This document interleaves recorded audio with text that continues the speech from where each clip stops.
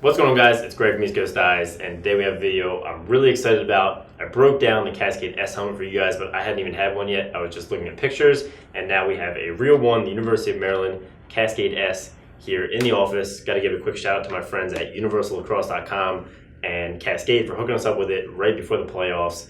Really excited to have them be able to talk about it. They've got the customizer fully live. I was messing around with this morning, and you can get the Notre Dame gold, which is sick looking. So go check out the link in the description if you want to customize your own, mess around with it before you can buy one. But today in this video, we're going to break down the differences between the Cascade R and the Cascade S and what's new in the S, because that seems to be what you guys are most interested in. So they've got Towson and Maryland both playing with them this weekend, and they both look really sick. So first, let's get into it. They launched the R quite a few years ago. I've worn it ever since then.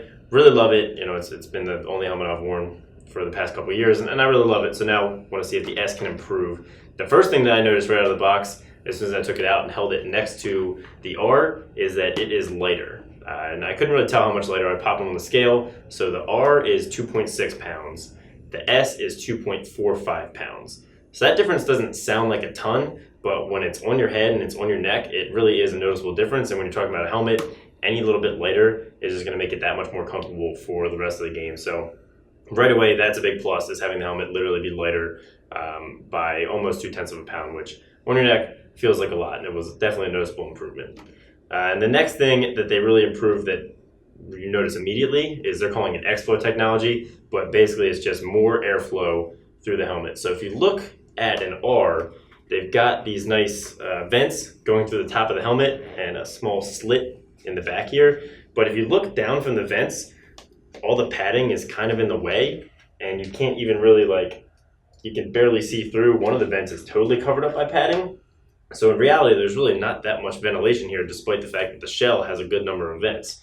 So in the S, with the X-Flow, they're saying they have a really cool smoke diagram that shows how the air will run through, but that there's double the ventilation in the S helmet. And if you look at it, just look at these two side by side, how much air you can see straight through them.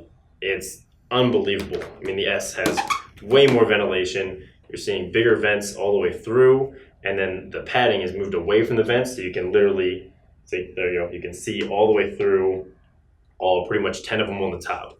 They really expanded the back ones. Then they've got this exhaust kind of thing, which it's kind of gimmicky that it looks like exhaust, but I think it literally works that way. The air is going to come in through the front while you're running, flow through the helmet, and then come out the back here when they show those smoke diagrams. Then you've got bigger ear holes, bigger top, all around just better ventilation. So I know even when I'm playing when it's not that hot, you get really sweaty, and your head is where you lose the most heat from when you're working hard. So it's really important that your helmet ventilates well, and that's definitely greatly improved on the Cascade S. And then the next one people have been really curious about is this vision bar. So the top bar here compared to the S, you've got a regular round shape on the sides, and then we're flat coming in through the front.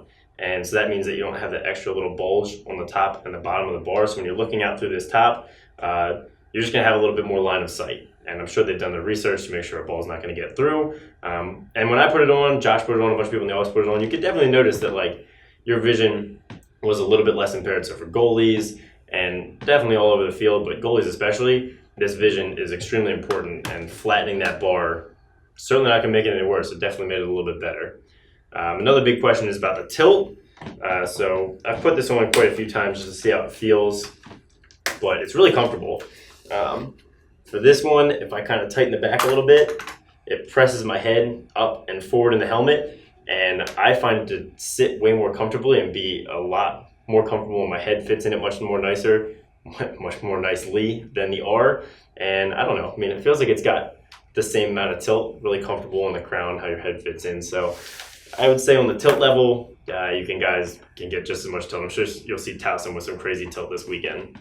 And that brings me to kind of the fit. One of the big questions was about this crown here. People felt like on the profile, it was sort of bulged out on the top. And so upon talking to Cascade, doing some research, this was actually intentional to set the balance, the weight distribution of the helmet a little bit more forward, so that it wants to lean your helmet correctly on the head rather than the weight pulling it back on your head. It wants to lean it so it fits perfectly on your skull, on your head, so you get the most protection, the most comfort, the best fit. And the final thing people had a lot of questions about was the chin. So you can see they've got a 2-piece chin here as compared to the 1-piece on the R. The reason for that was a second material just to add more stiffness in the chin under the face mask. I never had any problem with my chin not being stiff enough on the R, but of course more stiffness probably isn't going to hurt. The question they're getting is, does this piece, this accent piece, only come in black? Because Albany had it in black, Notre Dame had it in black, even though it's not really on their uniforms. It seems like through the customizer right now it does only come in black, so I think you can probably get it to work with your uniforms or helmet pretty well. Maybe in the future they'll roll out more colors, but for right now it is just black on the chin. So overall, they've got a couple different additions to the protection, 2 different types of padding in the front and the back of the helmet, and then of course the 7 technology, same thing from the R, but they kind of zoned it crown and back to deal with the different types of impacts. Overall, I love it. I've only put it on a couple times, but way more comfortable, way better line of sight, way better ventilation. It's pretty much all upside, and I think it looks sick. It looks kind of like a sports car, all the cuts, just a nice updated ventilated look, because it's been a couple years since they did this. So I think the market leader in helmets pretty much just stepped it up and set themselves for the next couple of years to maintain their lead in the market and have the sickest looking helmet and the sickest performing helmet out there. So thanks Cascade and Universal for letting us check these out. I think you're going to see some of us this summer wearing them. I hope so. But let us know down in the comments what you guys think of the helmets, if you're going to check the S out, whether you still like your R more. Love to hear some feedback. Thanks for watching, and have a great day.